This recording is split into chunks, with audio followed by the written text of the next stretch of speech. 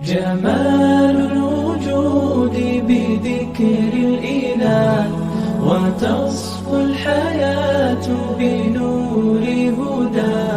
جمال الوجود بذكر الإله وتصفو الحياة بنور هدى.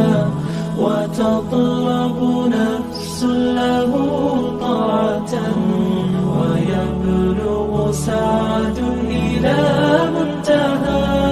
فؤاد شغوف إلى ربه. السلام علیکم ورحمۃ اللہ وبرکاتہ. نحمدہ ونصلی علی رسولہ الکریم. اما بعد. میں ہوں یامین ملک اور آپ دیکھ رہے ہیں میرا یوٹیوب چینل فہم و عمل. چینل کو سبسکرائب، لائک اور شیئر بھی کریں اور بیل آئیکن کا بٹن بھی دبا دیں. قرآن آیات کا مطلب سمجھنے کے لیے لفظ کے روٹ ورڈ یا مادہ کا سمجھنا انتہائی ضروری ہے. لیکن روٹ ورڈ یا مادہ کے علاوہ قرآن آیات کے اندر کچھ مخصوص الفاظ بھی ہوتے ہیں اور ان مخصوص الفاظ کو سمجھنا بھی انتہائی ضروری ہوتا ہے. آج ہم انشاءاللہ انہیں چند مخصوص الفاظ میں سے چند مخصوص الفاظ کو سمجھنے کی کوشش کریں گے، اس لیے کہ اگر ان الفاظ کو ان کی نسبت کے ساتھ نہ جوڑا جائے تو قرآن آیات کا مفہوم سمجھنے میں غلطی کا امکان موجود ہوتا ہے یا قرآن کی ان آیات کا مفہوم یکسر بدل جاتا ہے. تو اس کے لیے ضروری ہے کہ ان چند مخصوص الفاظ میں سے چند الفاظ جو انتہائی ضروری ہیں وہ میں آپ کے سامنے رکھوں اور ہم کوشش کریں گے کہ ہم ان الفاظ کو مثالوں کی مدد سے سمجھ سکیں. پہلی مثال آپ کے سامنے ہے ضمیر. ضمیر اصل میں دل کو کہتے ہیں یا دل کے اندر کا پوشیدہ خیال یا دل کے اندر جو کوئی تصویر یا خیال موجود ہوتا ہے اسے ضمیر کہتے ہیں. اس کی مثال میں آپ کے سامنے رکھتا ہوں. اللہ ایک ہے، یہ ایک جملہ ہے اور دوسرا جملہ ہے وہ سب کا مالک ہے. اللہ ایک ہے، یہ پہلا جملہ ہے. پہلے جملے میں اللہ کا نام ذکر کیا گیا ہے، لیکن دوسرے جملے میں وہ سب کا مالک ہے. اللہ کے نام کی جگہ پر یہ جو لفظ استعمال ہوا ہے وہ اسے اسم ضمیر کہتے ہیں. یہ اللہ کے نام کے قائم مقام استعمال ہوا ہے، یعنی وہ لفظ جو کسی شخص، جگہ یا چیز کے قائم مقام استعمال ہو اسے اسم ضمیر کہتے ہیں. تو پہلے جملے میں اللہ کا نام مذکور ہے، دوسرے جملے میں اللہ کے نام کی جگہ پر یہ جو لفظ ہے وہ یہ استعمال ہوا ہے، اسی کو اسم ضمیر کہتے ہیں. یہ جو لفظ ہے یہ اللہ کے نام کے قائم مقام رکھا گیا ہے، اسی کو ضمیر کہتے ہیں. اگر یہ ضمیر استعمال نہ ہوئی ہوتی تو پھر دونوں جملے اس طرح سے ہوتے: اللہ ایک ہے، اللہ سب کا مالک ہے. تو ابتدا میں جب کوئی نام لیا جائے تو اس نام کے بعد جب بار بار اس کی طرف اشارہ ہوگا تو اس نام کی جگہ پہ جو لفظ استعمال ہوگا وہی اسم ضمیر کہلاتا ہے، اور یہاں وہ جو لفظ ہے یہ اسم ضمیر ہے. ایک اور مثال لیتے ہیں. مثلا یہ ہے انور ایک محنتی لڑکا ہے. یہاں پہ پہلے جملے میں انور کا نام لیا گیا ہے اب آگے اس کے وہ صبح سویرے اٹھتا ہے، دوسرے جملے میں بجائے انور کا نام لینے کے انور کے نام کی جگہ پر اسم ضمیر استعمال ہوا ہے، اور وہ اسم ضمیر کون سا لفظ ہے؟ وہ ہے وہ انور کے نام کے قائم مقام ہے، اس کی نام کی جگہ پہ بولا گیا ہے، اسی کو اسم ضمیر کہتے ہیں۔ اس نے کبھی غیر حاضری نہیں کی، یہ جو لفظ ہے اس نے، یہ بھی انور کے نام کے قائم مقام ہے، یہ اسم ضمیر ہے، انور کا نام دوبارہ نہیں لیا گیا بلکہ اس کی جگہ پہ یہ اسم ضمیر استعمال ہوا ہے، یہ اسم ضمیر بول کر ہم نے انور مراد لی ہے، اس نے کبھی غیر حاضری نہیں کی، اسے تمام پیار کرتے ہیں۔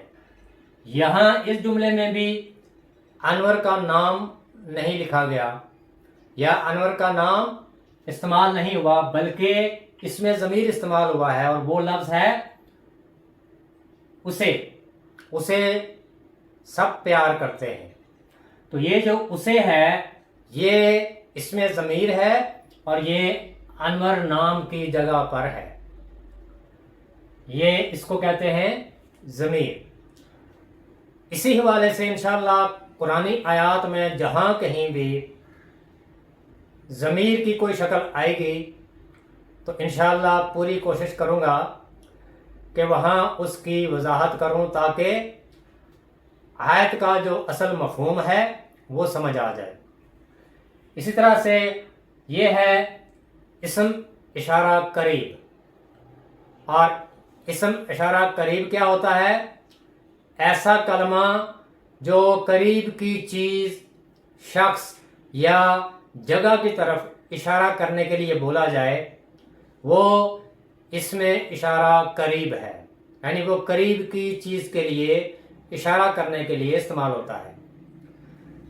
مثلا یہ مثال ہے، یہ بلی ہے، یہ بلی ہے، اصل میں بلی کہیں قریب ہے جو ہمیں نظر آ رہی ہے، تو اس بلی کی طرف اشارہ کرنے کے لیے جو لفظ استعمال ہوا ہے وہ ہے یہ جو لفظ ہے یہ ہے اسم اشارہ قریب، یہ بول کر ہم نے بلی کی طرف اشارہ کیا ہے کہ یہ بلی ہے، یہ قریب کی چیز ہے۔ اسی طرح سے اسے پھل کہتے ہیں، ہمارے قریب کہیں پھل ہے، کوئی بھی پھل ہے تو اس پھل کی طرف اشارہ کرنے کے لیے پھل کا نام نہیں لیا گیا بلکہ اس کی طرف اشارہ کیا گیا، اور اس کے لیے جو لفظ استعمال ہوا ہے وہ ہے اسے پھل کہتے ہیں، یعنی وہ قریب کی چیز ہے، اس کے لیے یہ لفظ استعمال ہوتا ہے اس کو کہتے ہیں اسم اشارہ قریب۔ اسی طرح سے ان کا نام عبداللہ ہے، یہ جو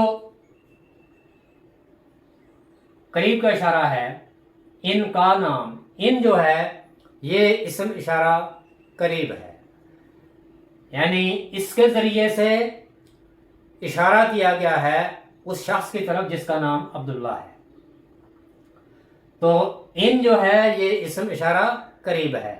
اسی طرح سے اس کو چوزا کہتے ہیں، تو چوزا بھی کہیں قریب ہے لیکن اس کی طرف اشارہ کیا گیا ہے، اور وہ اشارہ کیا ہے؟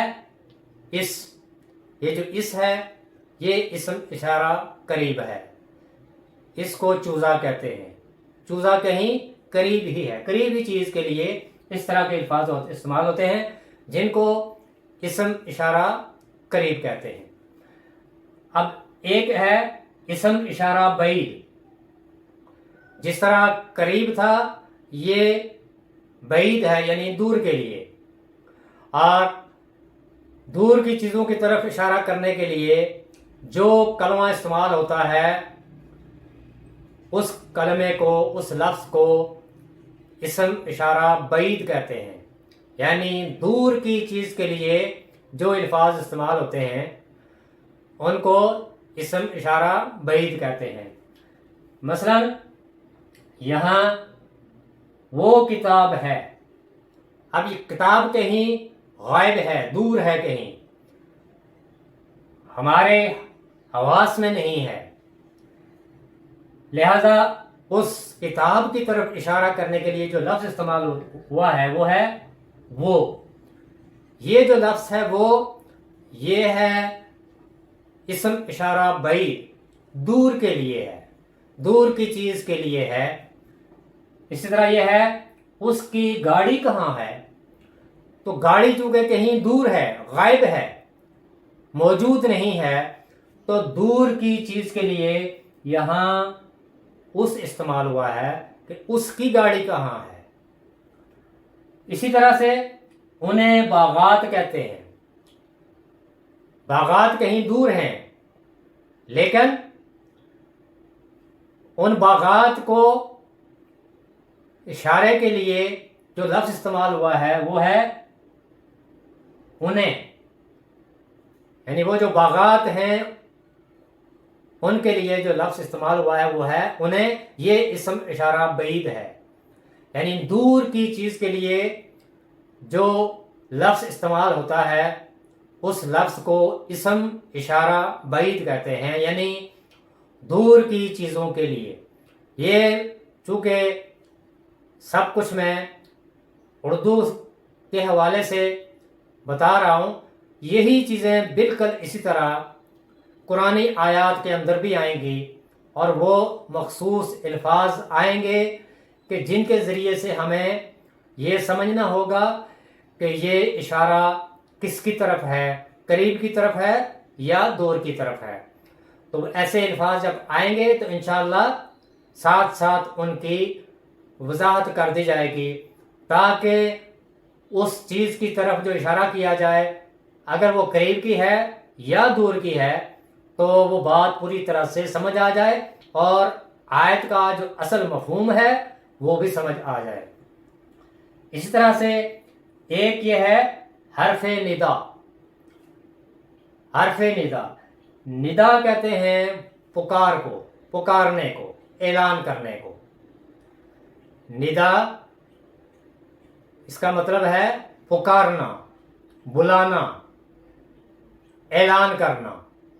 تو حرف ندا وہ حروف ہیں جن کے ذریعے سے کسی کو پکارا جائے، ان الفاظ کو حرف ندا کہتے ہیں، اور پکارنے والے کو منادی کہتے ہیں، پکارنے والے کو منادی کہتے ہیں۔ مثلا یہ مثالیں ہیں آپ کے سامنے، اجی ذرا ادھر آئیے۔ اجی میں یہ جو لفظ ہے نا اجی، اس جملے میں یہ لفظ اصل میں حرف ندا ہے، پکارنے کے لیے ہے، کسی کو متوجہ کرنے کے لیے ہے، کسی کو بلانے کے لیے ہے۔ اجی ذرا ادھر آئیے، اس لفظ کے ذریعے کسی کو پکارا گیا ہے۔ تو یہ جو لفظ ہے اجی، یہ ہے حرف ندا، جس لفظ کے ذریعے کسی کو پکارا گیا ہے۔ ارے یہ کیا کہتے ہیں؟ اب اس جملے میں بھی یہ جو ارے ہے یہ ہے حرف ندا، اس لفظ کے ذریعے کسی کو پکارا گیا ہے، کسی کو متوجہ کیا گیا ہے۔ تو ارے جو ہے یہ حرف ندا ہے۔ اسی طرح سے یہ جو لفظ ہے دوسرا، اے اللہ ہماری حالت پر رحم کر، اے اللہ ہماری حالت پر رحم کر۔ یہ جو ہے اے، یہ ہے حرف ندا، اس لفظ کے ذریعے سے ہم نے اللہ کو پکارا، اے اللہ، اس کو کہتے ہیں حرف ندا، اس لفظ کے ذریعے ہم نے اللہ کو پکارا۔ اے بھائی نیکی کر دریا میں ڈال، یہاں بھی اے بھائی جو ہے یہ بھی حرف ندا ہے، اس لفظ کے ذریعے سے ہم نے کسی کو پکارا، اے بھائی، یہ لفظ جو ہے یہ ہے حرف ندا، جس کے ذریعے سے پکارا گیا ہے، اے بھائی نیکی کر دریا میں ڈال۔ تو یہ جو الفاظ آپ کے سامنے تھے، جو میں نے آپ کے سامنے رکھے، ایک ہے ضمیر، اور دو الفاظ ایسے ہیں اسم اشارہ قریب اور اسم اشارہ بعید اور حرف ندا۔ یہ الفاظ ایسے ہیں کہ ان کو سمجھنا بھی انتہائی ضروری ہے۔ قرآنی آیات کا مفہوم سمجھنے کے لیے یہ جو چار چیزیں آپ کے سامنے میں نے رکھی ہیں، پہلی ہے ضمیر، اور ضمیر اصل میں دل کو ہی کہتے ہیں، لیکن دل کے اندر کا جو پوشیدہ خیال ہوتا ہے یا کوئی ایسی تصویر یا کوئی ایسا خیال جو دل کے اندر موجود ہو، اس کو ضمیر کہتے ہیں۔ تو ایک چیز ہے ضمیر یا اسم ضمیر، اور دوسری چیز ہے اسم اشارہ قریب، کسی قریب کی چیز کی طرف اشارہ کرنے کے لیے جو لفظ استعمال ہوتا ہے اسے اسم اشارہ قریب کہتے ہیں۔ اسی طرح سے کوئی دور کی چیز ہے تو اس دور کی چیز کے لیے بھی جو لفظ استعمال ہوتا ہے ان الفاظ کو اسم اشارہ بعید کہتے ہیں۔ اور پھر جس لفظ کے ذریعے کسی کو پکارا جائے اس لفظ کو بھی حرف ندا کہتے ہیں، یعنی اس کے ذریعے سے کسی کو پکارا جاتا ہے اور اس لفظ کو بھی حرف ندا کہتے ہیں۔ تو یہ چند ایسے الفاظ تھے جن کا سمجھنا روٹ ورڈ یا مادہ کے علاوہ بھی بہت ضروری تھا۔ تو مختصراً آپ کے سامنے وہ چیزیں میں نے رکھی ہیں، اس لیے کہ ہم نے قرآن کو روٹ ورڈ کے ساتھ لفظ لفظ کر کے سمجھنا ہے، لیکن اس کے ساتھ ساتھ ایسے وہ الفاظ بھی کہ اگر ان کی نسبت ان الفاظ کے ساتھ نہ جوڑی جائے تو مطلب جو ہے وہ یکسر یا تو بدل جاتا ہے یا غلطی کا امکان موجود رہتا ہے۔ تو ایسے الفاظ کو سمجھنا بھی ہمارے لیے انتہائی ضروری ہے تاکہ پوری کوشش کے ساتھ قرآنی آیات کو ان کے مفہوم کے مطابق سمجھا جائے۔ اللہ تعالیٰ سے دعا ہے کہ اللہ تعالیٰ مجھے بھی اور آپ کو بھی قرآن سیکھنے، سکھانے اور اس پر عمل کرنے کی توفیق عطا فرمائے۔ سبحانک اللہم و بحمدک، اشہد ان لا الہ الا انت، نستغفرک و نتوب الیک۔ السلام علیکم ورحمۃ اللہ وبرکاتہ۔